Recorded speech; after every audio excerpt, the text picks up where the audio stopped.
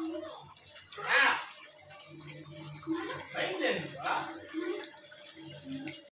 అండి, welcome to my channel Dikshita vlogs. నేను short వీడియోలో పోస్ట్ చేశాను కదా, చికెన్ పకోడా ఈవినింగ్ మా పాప కోసం చేశాననేసి. ఈరోజు చేశాను ఈవినింగ్ అనేది.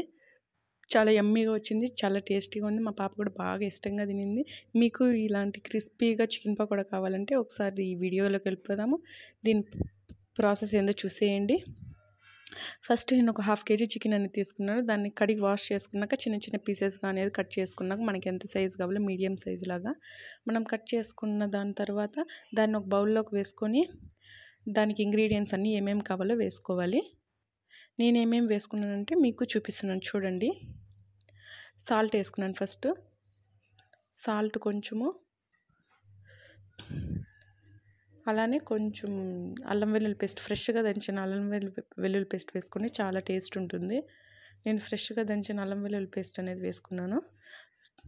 ఒక 1/2 టేబుల్ స్పూన్ కారము, కొంచెం గరం మసాలా, కొంచెం చికెన్ మసాలా, అలానే కొంచెం జీలకర్ర పొడి కూడా యాడ్ చేసుకోండి. ఇంకా చాలా టేస్టీగా ఉంటుంది. అవన్నీ వేసుకొని కలుపుకున్నాక నేను 2 పచ్చిమిరపకాయలు, కొంచెం కరివేపాకు, కొంచెం కొత్తిమీర వేసుకొని బాగా మిక్స్ చేసుకున్నాను.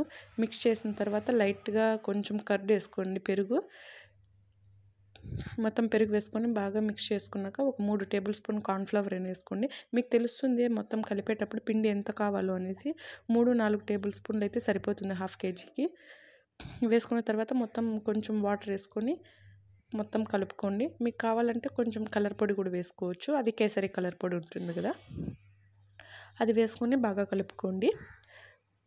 ఎక్కువ వాటర్ వేయద్దండి, లైట్గా చల్లుకోండి.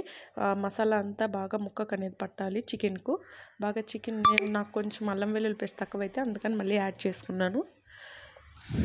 కొంచెం గట్టిగానే కలుపుకోండి. మనం రిఫ్రిజిరేటర్లో స్టోర్ చేసి పెట్టుకుంటాం కాబట్టి ఒక 5 అవర్స్ అన్న ఫ్రిడ్జ్లో మాత్రం కొంచెం పెట్టాలి. 5 అవర్స్ ఫ్రిడ్జ్లో పెట్టాలి. ఫ్రిడ్జ్లో పెట్టిన తర్వాత మొత్తం ఇలా కలుపుకోండి. 5 to 6 అవర్స్ అనేది ఫ్రిడ్జ్లో పెట్టుకోండి.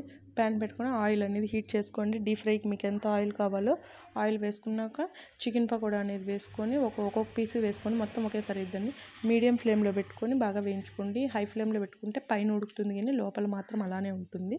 మీడియం ఫ్లేమ్లో లేకపోతే సిమ్లో పెట్టుకొని బాగా రోస్ట్ చేసుకోండి. బాగా క్రంచీగా టేస్టీగా ఉంటుంది. ఒకసారి ట్రై చేయండి మీరు కూడా. నేను కూడా చేసి ఒక 1 month అయిపోతుంది చికెన్ పకోడా చేసి. అందుకని మా పాప అడిగిందనేసి ఇలా చేశాను ఈరోజు. ఎక్కువగా చేయలేదు, కొంచెమే చేసుకున్నాము, సరిపోతుందిలే. మా పాప, మా హస్బెండ్ అందరం కొన్ని తిన్నాము. యమ్మీగా చికెన్ పకోడా కావాలంటే ఈ వీడియో చేయండి. ఈ వీడియో చూడండి, చాలా టేస్టీగా ఉంటుంది. ఓకేనా? Bye bye.